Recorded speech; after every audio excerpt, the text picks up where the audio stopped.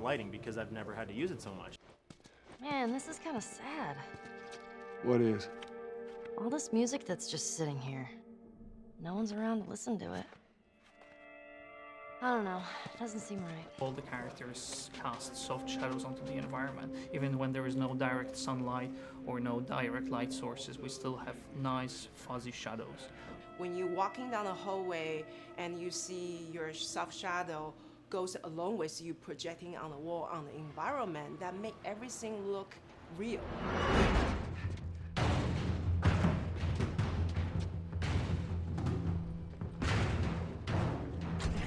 Follow me, through here. Okay. The flashlight brought a whole new spin on it. So some of the environments end up being really, really dark, and you need the flashlight to get around. Give me a hand. We want to have the environment be really dark, but also at the same time have colorful surfaces that are sort of hidden, so when a flashlight hits one of those, it bounces off onto the ceiling. If you shine a light on a red wall, it will bounce the red lighting on the whole environment. And it's very difficult to do, very expensive, but we did it. Everything should have a bounce lighting. Otherwise, the world is gonna feel dry and unrealistic.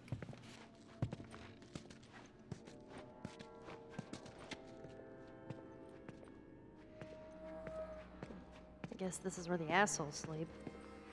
I mean, slept. This engine is really driven in a way towards a very high level of cinematic control over each frame. And hopefully, if we achieve our goal, you'll see it is beautiful. There are these truly beautiful moments amid all this chaos and destruction. Yeah, once we're done with this whole thing, I'm gonna teach you how to play guitar. What do you say, huh? Ellie, come on.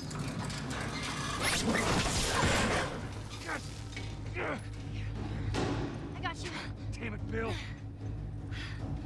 What just happened? One of Bill's stupid traps. There, that fridge, it looks like that's a counterweight. Okay. The story really dictates sort of the arc of the overall pacing.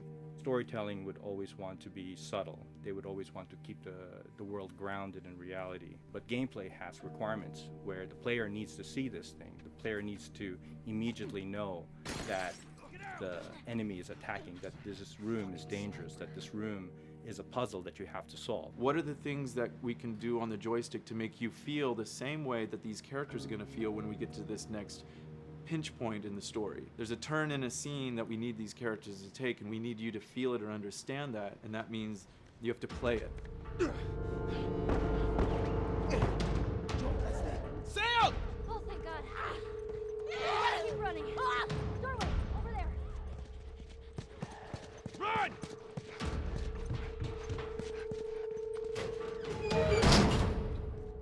We really want to make sure that there's that contrast between the negative space and then the high tension spikes.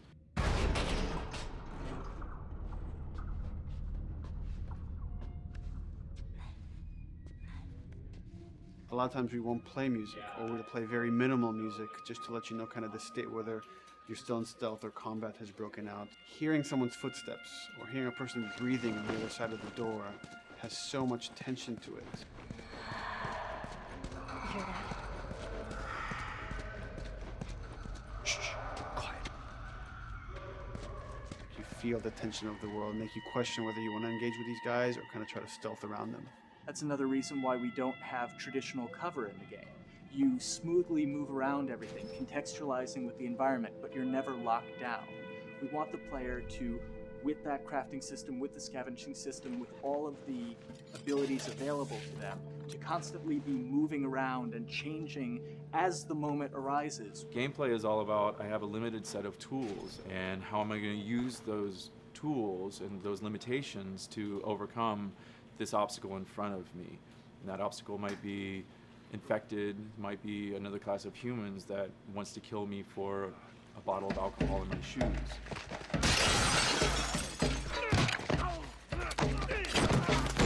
It was important for us that we don't underplay the violence, because then the threat doesn't seem as real.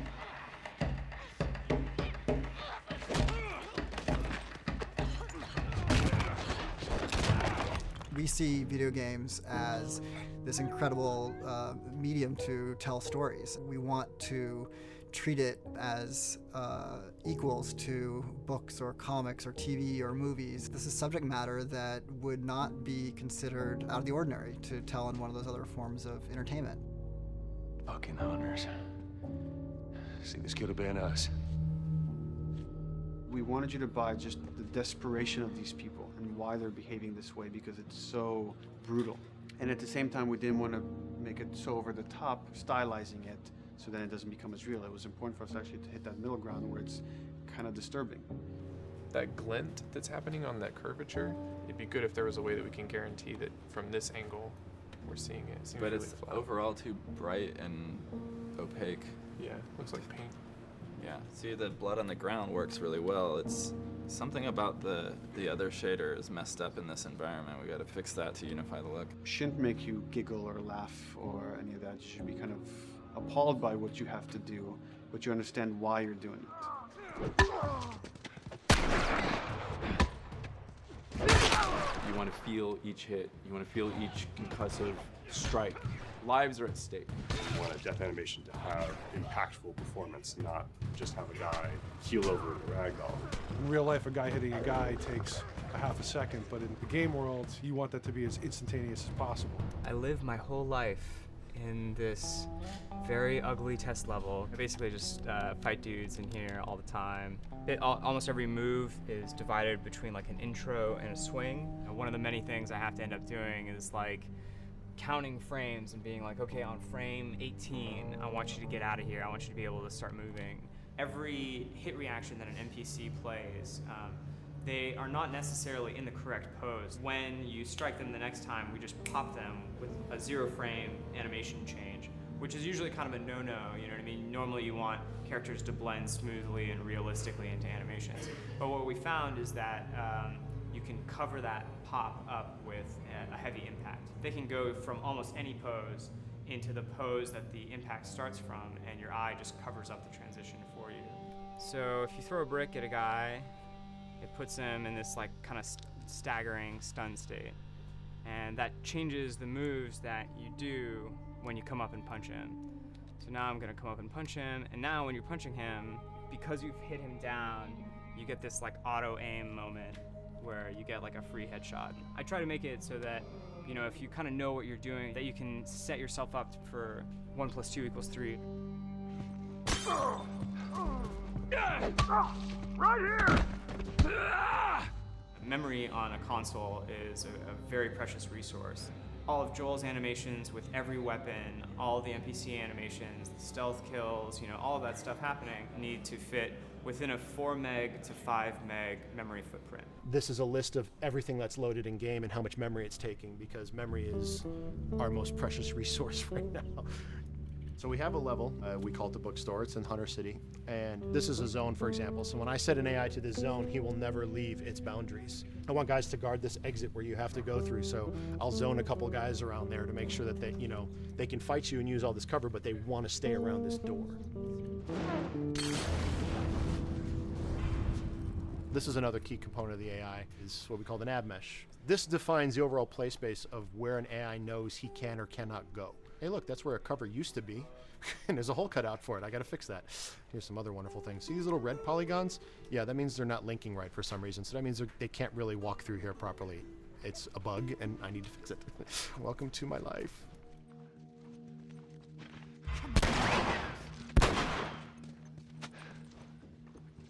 Hey!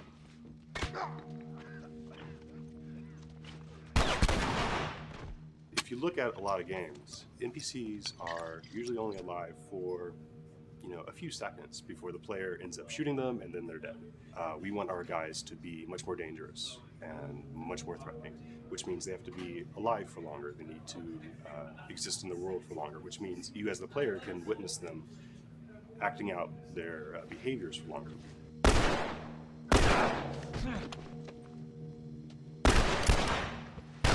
So we've been working really hard on our AI systems. Back of the box, biggest bullet is going to be like AI.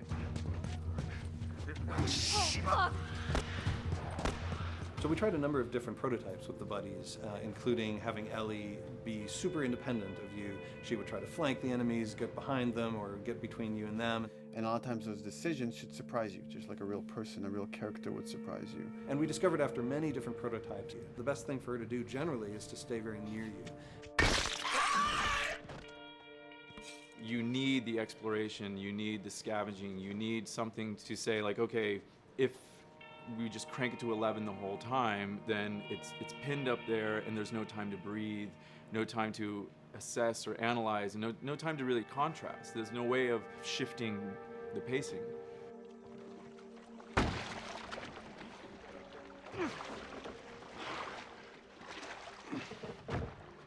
Puzzles are really weird, especially like Naughty Dog puzzles. I think they're very simple and satisfying.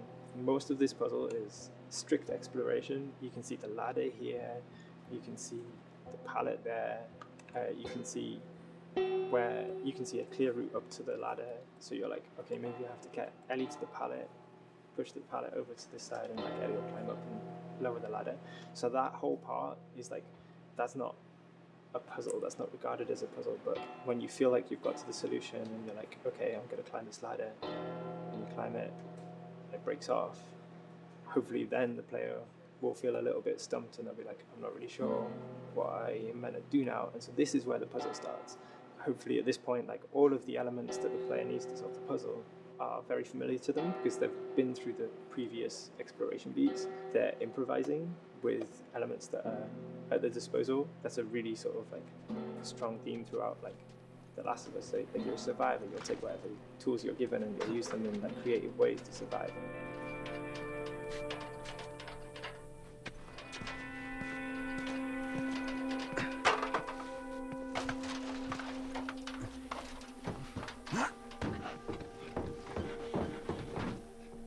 We set out to create something kind of new to Naughty Dog, this crafting system. Our lead designer, Jacob Minkoff, he got this book of like the survivalist handbook and homemade munitions and all sorts of funny stuff. Just start reading about, okay, if I was just wandering around in a collapsed society, this world, what stuff that seems like I could find? Alcohol and sugar, if you want to make a smoke bomb. It's difficult to balance the right amount of resources against what you think the player's going to need and making sure that the player feels like they're getting just enough to survive, but not too much that they feel like they're a powerhouse. We wanted you to be forced to make some choices in the world that showed how depleted the resources were. So if there's a particular point in the story where the characters are having a particularly difficult time surviving, then we want you as the player to be finding fewer items, farther apart, harder to survive. We will item starve you at the same time that those characters are feeling starved and worn out. Then you expose something to them. Oh, here's a cache, and if I can just get into that cache. Oh, look, there's a wealth of things in here. God, I was so worried. My health was low. If I had run into a combat, because it's always that thing in your head, it's that Hitchcockian thing about the danger that you see is less meaningful than the danger that's in your head.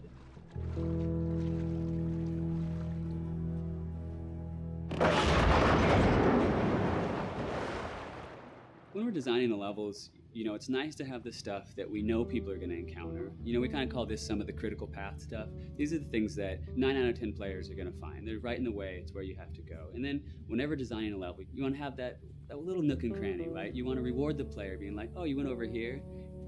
And then you also want to have that other second nook and cranny. The player is supposed to go place a ladder here and climb up through the rest of the hotel. But what they can also do is shimmy across this area, and I place a really cool upgrade kind of off the beaten path to reward players for exploring. So if they come all the way over here, they're going to get this really cool training manual. It's a funny little bit of trivia. The HUD system, not the menus, not like when you hit start and stuff, but the actual HUD system where you see the reticles and stuff, was literally created for an E3 demo early in Uncharted 1, and that's been our HUD system, the foundation of our HUD system for the last 4 games. First time in Naughty Dog's history, we hired Alex. She's awesome, and she's got a really good understanding of UI and how it applies to games. The thing that I hate about any game's UI is when it pulls you out of the game for too long. No one wants to spend time in menus. Nobody loves UI, if we're being honest. Weapon slotting has probably gone through more iterations than any other system. The stuff that we finally ended up implementing, you press select, you get into this menu, then you D-pad left and right through the slots, and then D-pad up and down will change the weapon, and then just, you don't have to press X or anything, you just select out of it.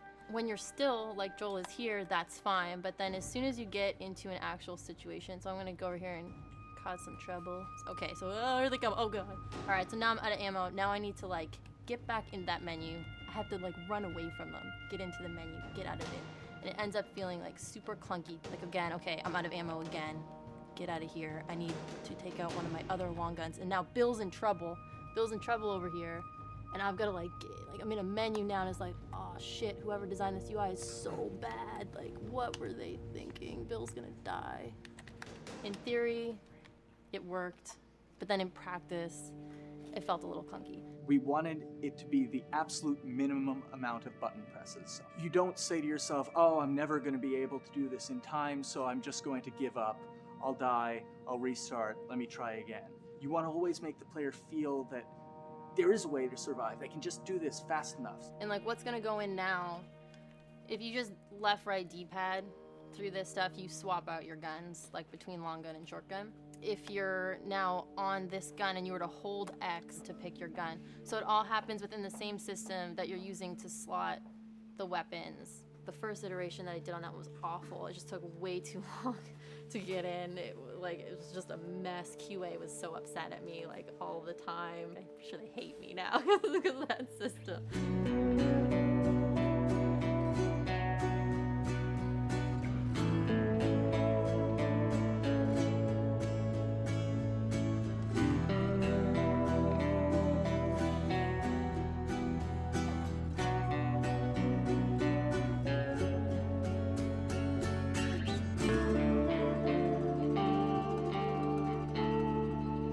I think the way the industry is kind of maturing and changing in general, you're seeing a lot more focus and importance on refinement and polish. So having internal QA really helps.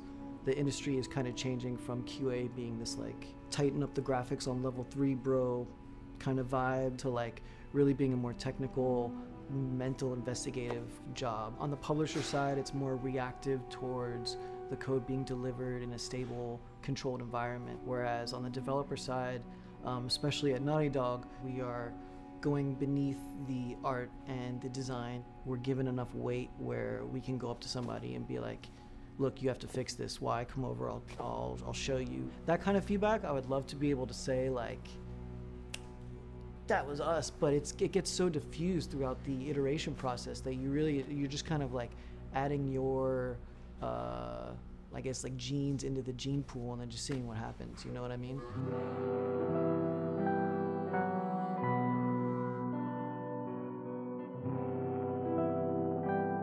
Everyone's working all the time now.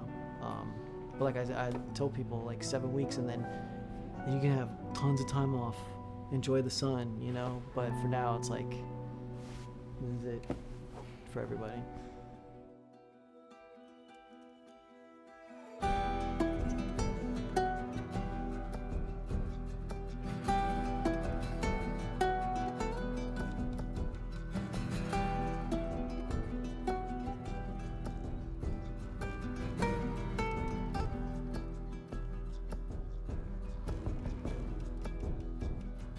Crunching is been is part of making games.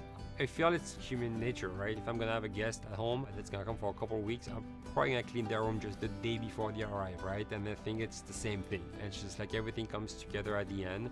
I personally enjoy Crunch. I think you get this like absolute laser focus because it has to come together.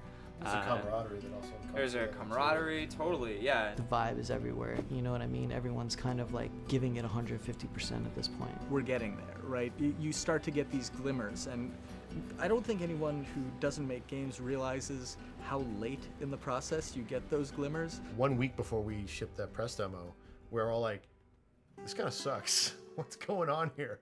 It's like, we need to dig down and find this. And in 1 week, like 1 week, the fun came together. Like you're shooting at a guy and then somebody flanks you and you hit him and you avoid the other guy who's shooting you and then you flank and go behind cover and you're like, oh, that 5 seconds in that 15-hour game was really, really fun.